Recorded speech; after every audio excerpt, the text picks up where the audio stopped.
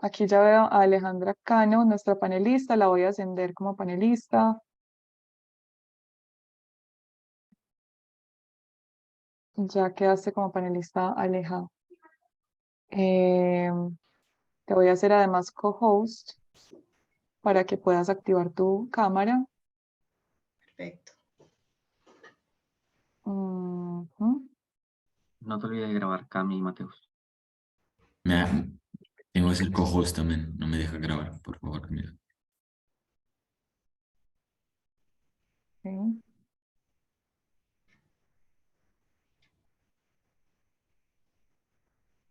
Ya estabas como co-host, Matt.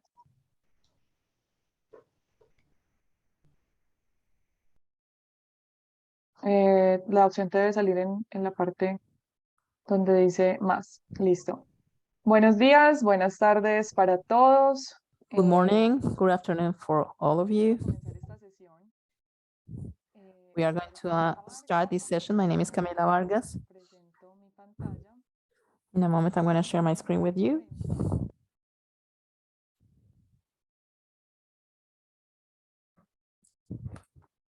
Compartir. Listo, ahí se debe estar viendo en pantalla. I think you are seeing my screen right now.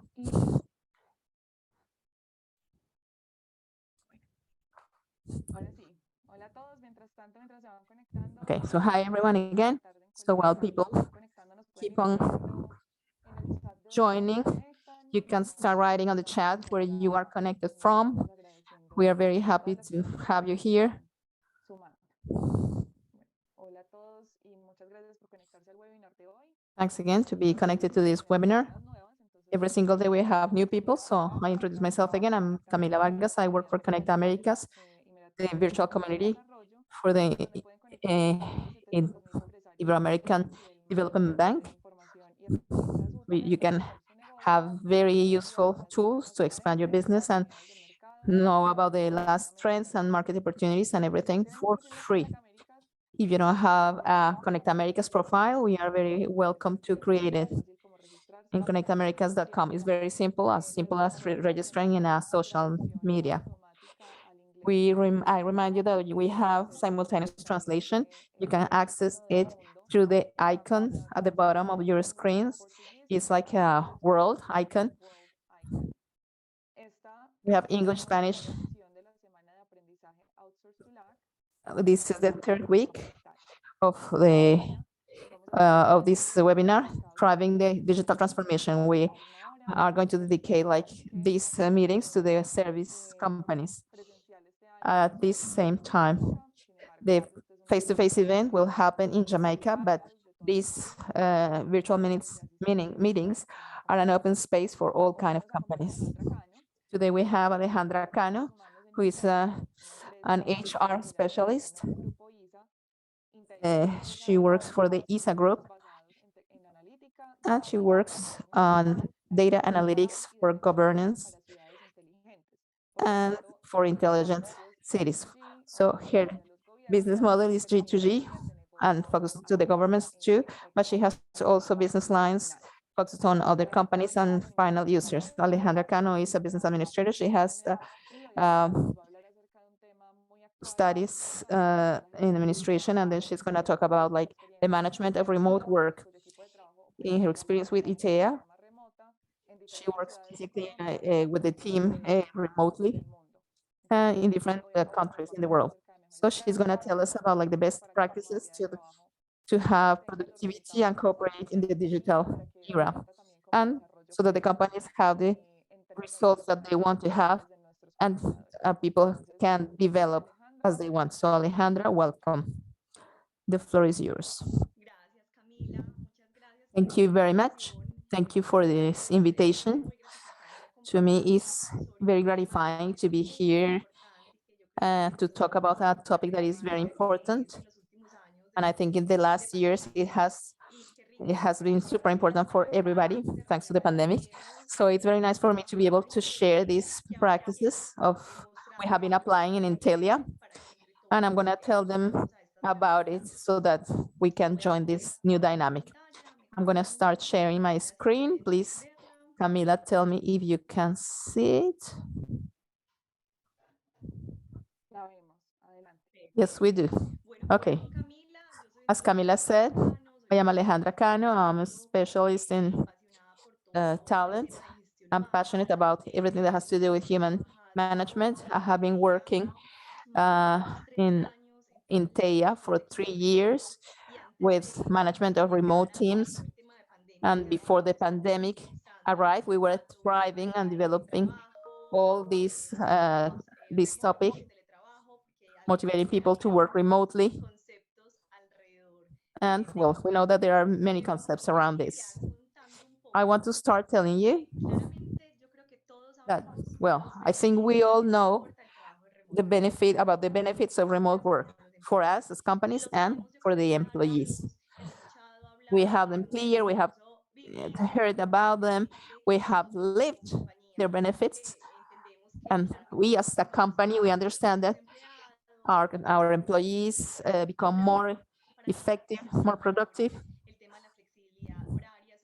The flexibility in the schedule is one of the most appreciated benefits.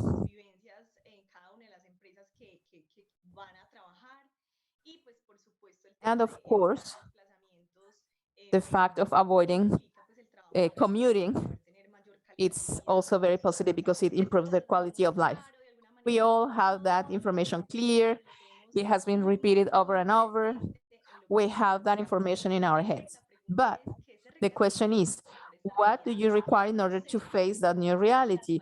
Or what have the companies done so that this is seen as a benefit and not as something that is imposed, as like a wave that is going to like get us like to different places, because there are some companies that have decided not to do this. And I want to start talking about some tools, and I think that the first one and the most important one, but that not all the companies think of this, is technology. How do we as a company want to use acquire the equipment, the right equipment to manage our remote teams?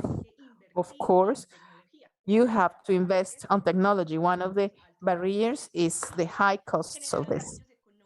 We have to generate economic support so that people can have easier access to internet or what you need in order to connect virtually.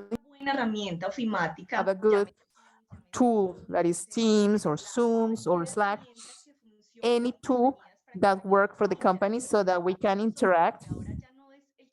Not only because the chat is not the only tool now, but through these tools, we do follow-ups, we generate tasks and commitments that make the everyday job much easier.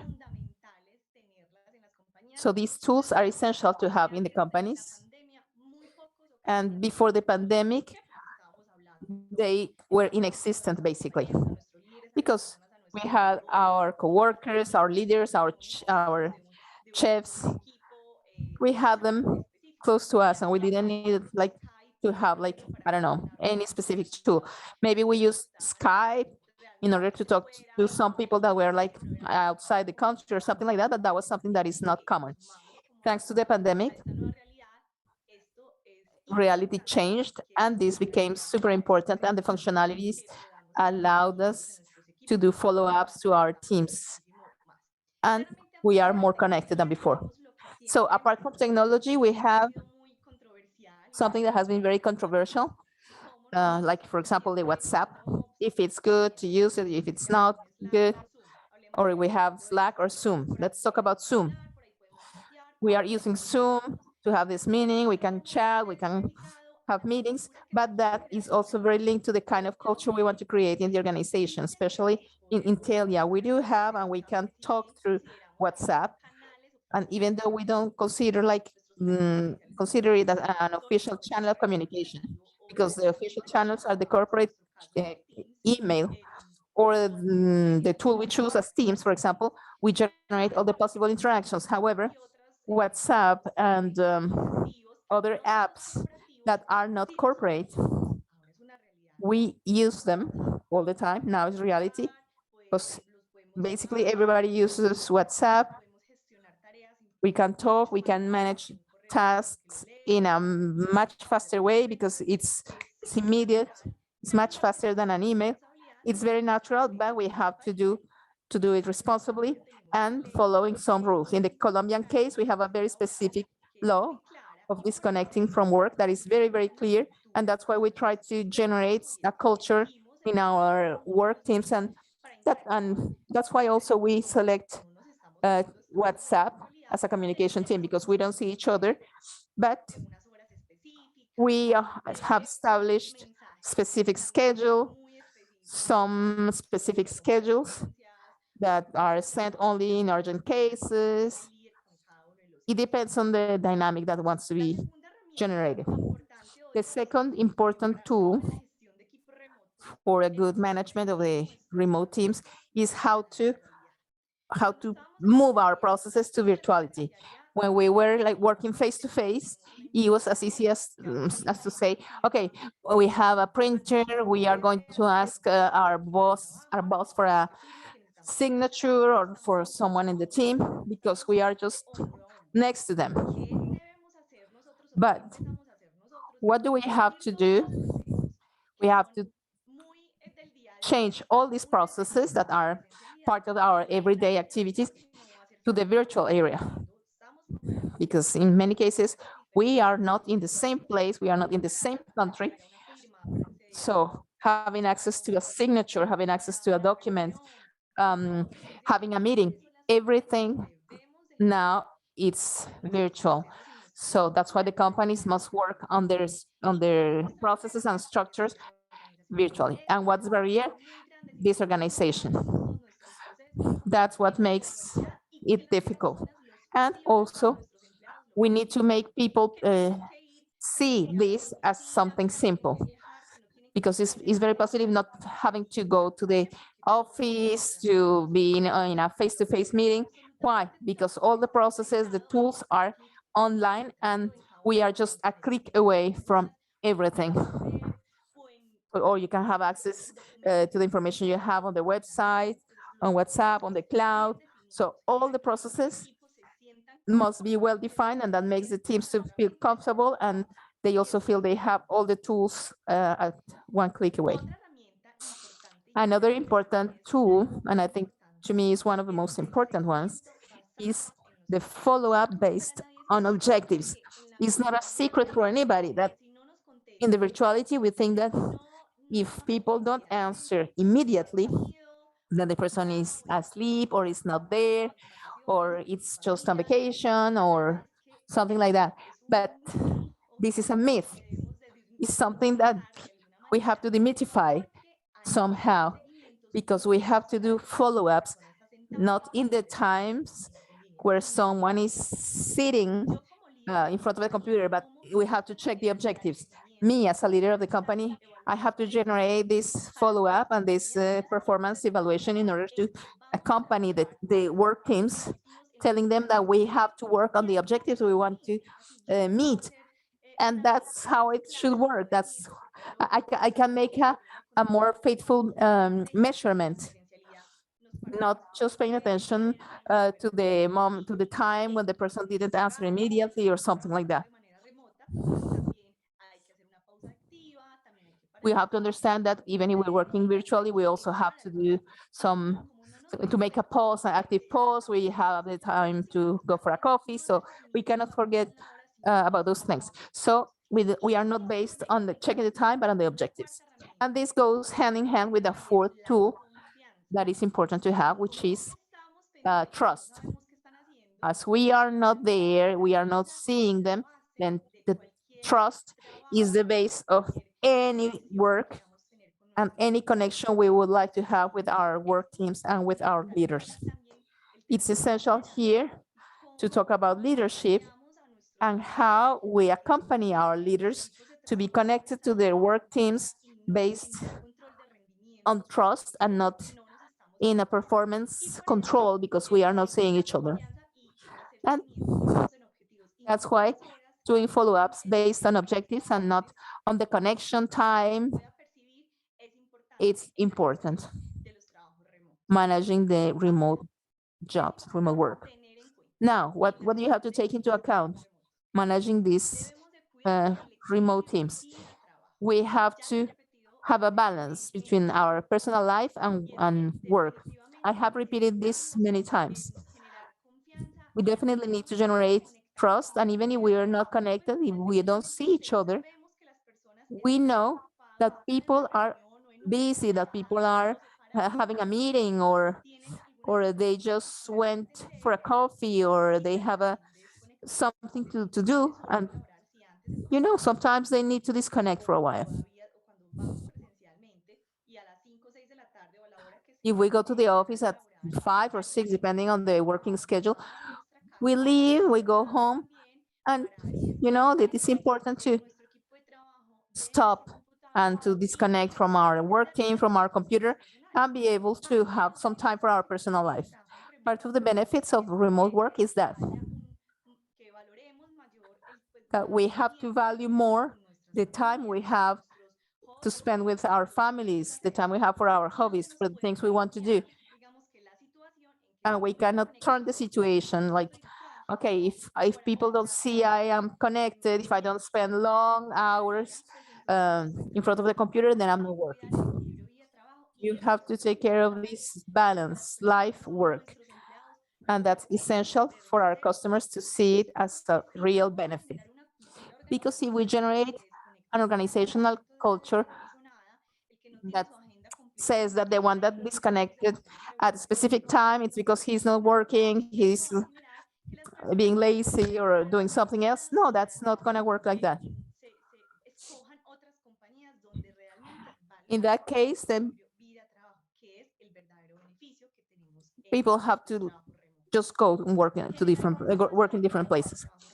We also have to work to find an adequate space for the remote work. In Inteya, it's very important for us to give people tools and resources so that they work comfortably.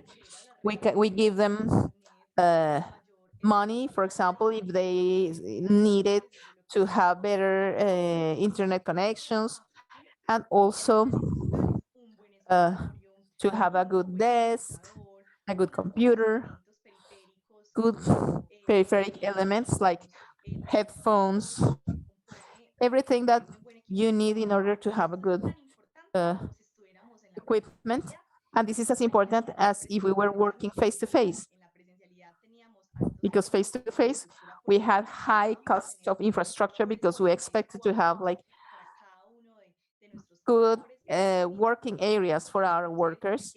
So we cannot forget that where every person chooses to work, then we have to accompany them and make sure that they have the right space to do remote work. A third element to take into account is that remote work is not for everybody. In the same way as before the pandemic, there were some people, for example, that didn't feel comfortable going to work. Like when we choose the staff for our company, there are always some people that don't get comfortable because of the personality or whatever it is. The same thing happens with the remote work. This remote work management is something important, because if we want to transform and work 100% remotely, or have like a hybrid model, which is what is happening in the world right now, we need to take into account who is going to adjust to this. In Inteya, what we do is that we invite people, or we can generate conversations about what people want. If they feel more comfortable going face-to-face, okay, or if they feel more comfortable working remotely. When we don't have that option, then we need to evaluate if it's the culture that is the one that adjusts to our kind of work. So when we do a staff selection, we don't select a person because she is not or he is not the right person for the job. So in this case, it's the same thing. Fourth element we have to take into account is that we cannot forget that face-to-face is important. And when I talk about remote work management, it's essential that people are comfortable, connected, that the communication flows, that the technology flows, that the process flow, that the follow-up to their performance flows. But it's also important to take into account that the face-to-face work is also important. Why? Because we see that the connections that are generated in the virtual world is not the same. Even though we try to generate connection culture, because that's also doable, it's important to take into account that if the companies get together only once a year, or for, I don't know, so to celebrate like birthdays, or just like the end of the year party, or if it's 2 times a year, then that should be kept, because that is a good tool to meet your coworkers face to face, and that allows us to have better relationships with our coworkers. In Intella's case, we gather people who are in different countries and in different cities in Colombia. We get together once a year. Of course, it means like a big effort economically, but we do it with meetings that are not structured or work meetings. We do it like more to share, to have parties. Then it's very positive. People receive this experience in a very, very positive way. And working remotely then becomes like nicer when you have like these opportunities to meet your coworkers at least once a year. For Intella, we have some keys for success in order to manage these remote teams. And which are the practices, the good practices we have adopted in Intella? Okay, I'm going to mention them. First thing is leadership. It is not a secret for anybody that when we have a leader, he or she has to believe in the management of remote work. This person has to generate connection opportunities. If the leader believes that virtuality is good, that it generates benefits, that we can do a lot of things with it, all the rest are going to feel the same. All the rest is going to feel the same. If it's a leader that doesn't believe in virtuality, that he will always want to gather people face to face, if he doesn't feel connected, if he doesn't or she doesn't believe in this, then it's going to be very complex. That's why you have to accompany the leaders, showing them the importance and how valuable it is that people can have and enjoy this benefit, because we have to see it as a benefit that we didn't have before. And taking this leadership into account, we can work on it. We have to generate connection. Some people tell me, Alexandra, when we were working face to face, we could talk more. Interactions were easier. We could have meetings more easily. But how do we do it now in Intella? It's very easy. The first 5 minutes of the meetings, we talk about, okay, how you're doing, how's your family, in what part of the world are you today, how is this project working? We generate conversations. And of course, this must be initiated by the leader, because he is the leader. That's part of his role. Of course, he will have this person to do that. But also, if there's another employee that wants to do it, fine. It's also welcome. That's a good way to connect and to generate confidence. And part of the trust we want to generate comes with that.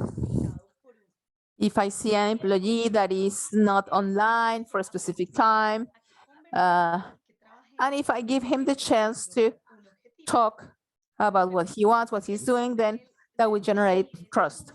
So I repeat, the leader's role is very important. And this is not a work only for HR. It's for all the teams. It's for everybody, and to have more coherent work. Second key for success, and I think it's one of the most important ones of everything I'm going to mention today, it's culture. How we generate a good culture to manage our remote work teams. And it's what each company decides is good for them. So we said, okay, what are we going to adapt? Okay, we said we are going to start the meetings 5 minutes before, and they will finish 5 minutes before each hour. So we had a meeting from 9 to 10, then we started at 9:05, and then we finish it at 9:55. Why do we do that?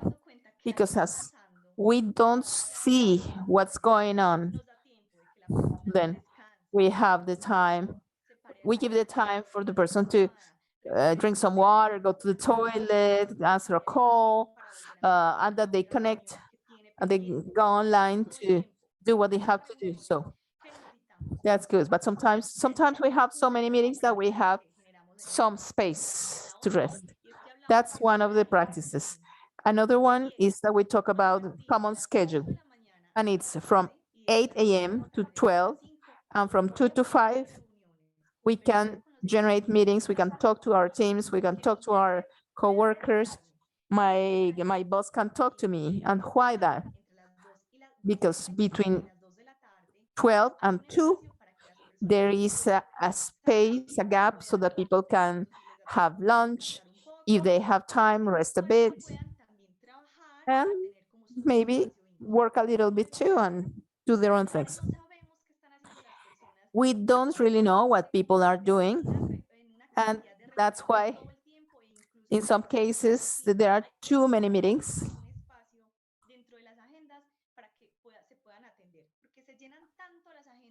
And sometimes the agendas are full of meetings, because that's the only way to talk to customers. They want to the only way to connect to people. So sometimes we don't have time to manage our own commitments after all those meetings. So between 12 and 2, you have a gap. And also the morning schedule is very valuable, because what we take into account is that people have to rest, they have to disconnect. We need to forget about that myth that says that the one that stays the longer in front of the computer at the office is the best.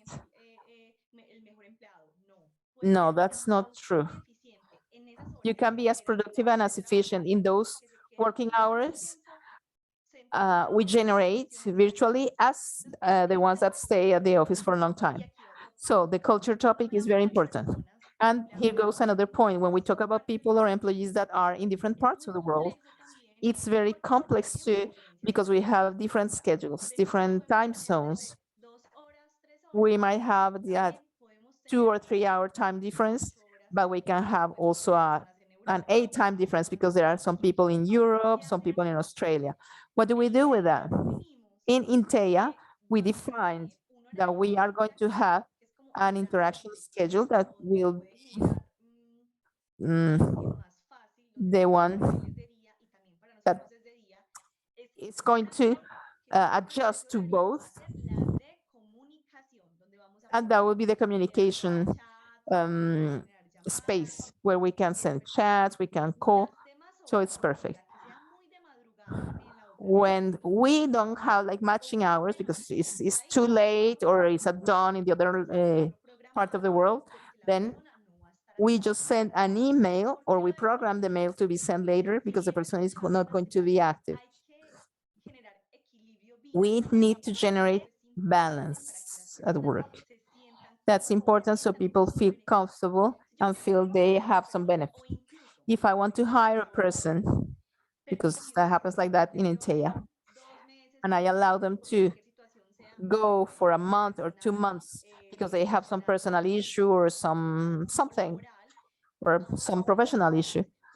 If they need to go to a different city, for example, how am I going to ask them to work on our schedule if that implies going to bed too late or getting up too early or not having time for their personal activities?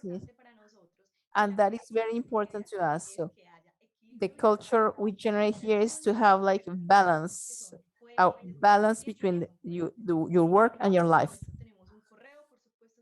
And we have different technological tools in order to be able to balance this. We have another good practice, and it's that as we are in meetings all the time, we have our agendas full. We have certain schedules in which we can only work on those schedules, so we don't have much space, we don't have much room in the agendas.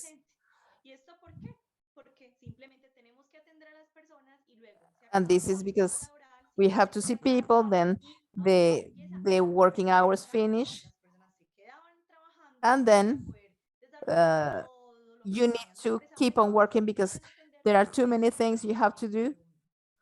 And of course, as you were in a meeting, you cannot do it. So we decided that Monday mornings and Tuesday afternoons, we were not gonna have meetings. Of course, we have some exceptions. Some people, especially people who work on customer service, with them, we do it differently. We give them this benefit in a different way because, of course, we have to keep on providing our service with excellent quality. So we have other dynamics, but for the rest of the people in the company that want to use this benefit, of course, we give them that possibility. So that makes people feel more at ease, working, doing their tasks. And this doesn't mean that they have to stay working more or that they have a higher volume of work. So generating culture is one of the most important things, and the highest responsibility is of the leader and of the company, because if the company and the leader define these two situations, the others are going to follow it, they are going to understand it, and they are going to make it effective. If you ask me, in the beginning, it was difficult. Why?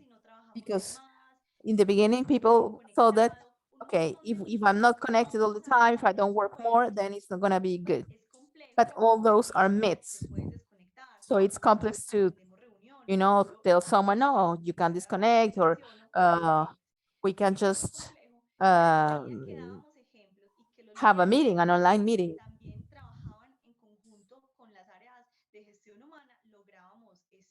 But little by little, it started happening, and people realized that it was very possible. And people give this so much value that we, as a technological company, we are competing with multinationals, with foreign companies that pay in dollars. And we avoid the high rotation only because we respect this. Because we know that for people, for the new generations, it's very important to have this balance between life and work. And with that, with those elements we have applied in Inteya, we have avoided 80% of rotation, because other companies are interested in our stuff, but they noticed that these companies didn't have the quality of life we offer them.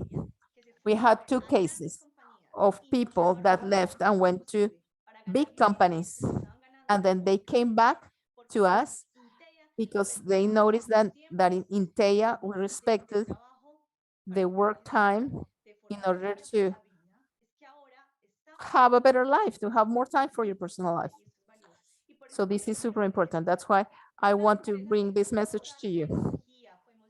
Companies can have technology, we can have our process structured, but if we work the culture based on trust and on following objectives, more taking into account the goals we want to reach, another time people are online, then that will make the difference. Okay. And the last thing I wanted to mention was the results. And this goes hand in hand with what I have just mentioned. There's nothing sadder and more disappointing and more tiring to the employee, for the employees, than having a person that is all the time asking them, why are you doing this? Why didn't you do this? Well, no, that is not really positive. That was it before, but now things are working different. If we reach our objectives, that's what really matters and what we have to take into account. But the companies have to be very rigorous in the good sense of doing these work follow-ups and the performance in order to make sure if we are having good remote teams. Because as remote work is not for everyone, there might be some people that just relax too much, they don't answer, they don't do what they have to do, they are not connected to this kind of working. And that's why the follow-ups are so important. So we can have every single Monday a meeting with the work team in order to define the goal of the week. And then on Friday to get together and, okay, see if that happened or not. Then here you can see the performance of your team. You can see there were some obstacles or if everything went fine. That's a way to evaluate if we are doing things right and if we keep on managing our teams virtually. So follow-up is important. Every 2 weeks or every month, every week even, that's essential.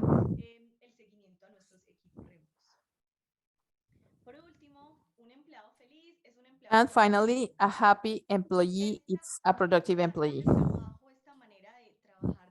This way of working through virtuality, it's a benefit and a new way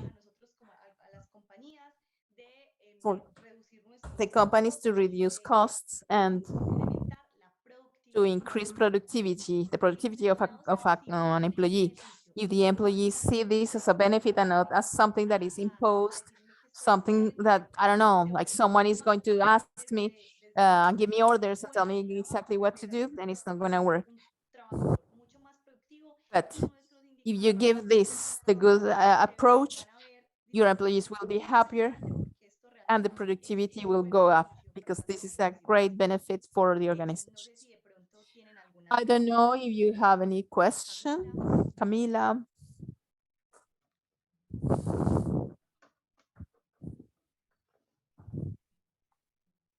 Ay, perdón, casi no me conecta el micrófono. Sorry, my microphone was muted. Okay, thank you, Alejandra, for that presentation. It's very inspiring to see a great company because, well, probably for people who are not Colombian, the ISA group is something that they don't know, but it's a very important group in Colombia that provides energy to the whole country and also internationally. They provide energy to different countries of the region, and Inteya makes part of this group, so we are not talking a startup. We are learning from a huge and important company.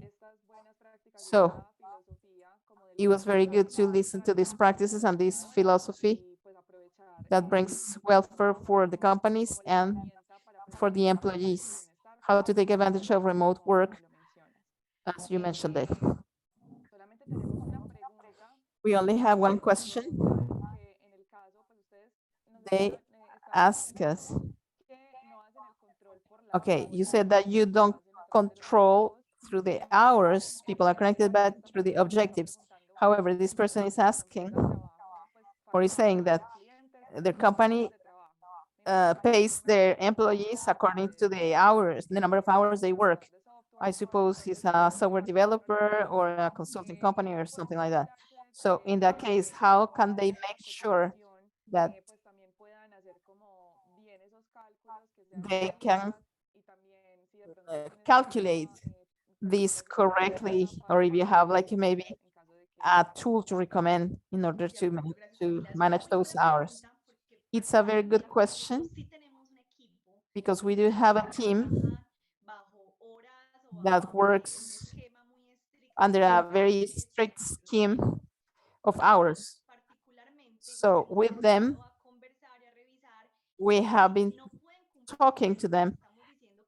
If it is very difficult for them to do the remote work and not just focus on hours, we have asked them what other scheme would be beneficial for them.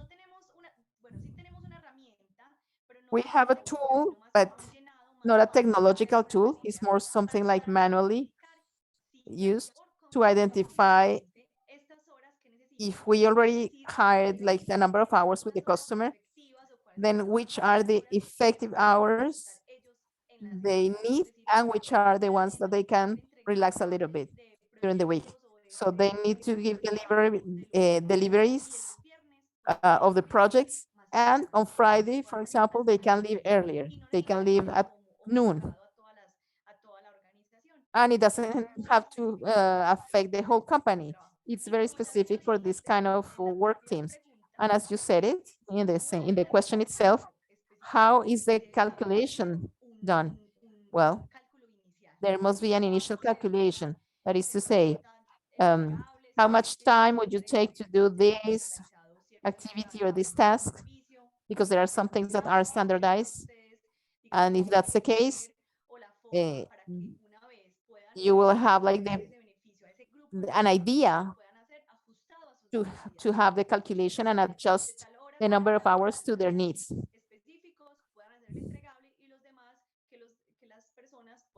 So you can choose like some specific number of days and then to work, and the others to be more flexible. Another resource would be like take turns or take shifts within the employees. That would be effective for this kind of projects. Okay.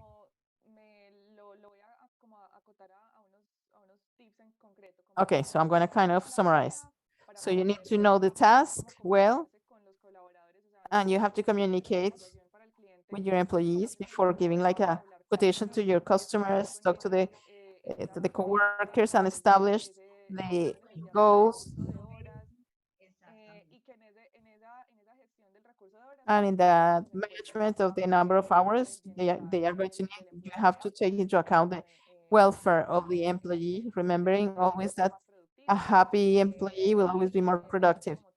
And also taking that into account when doing the calculation of the hours. I know Microsoft Project as a good hour management tool of management for the time. And it's like a self-feeling of the activities the person is doing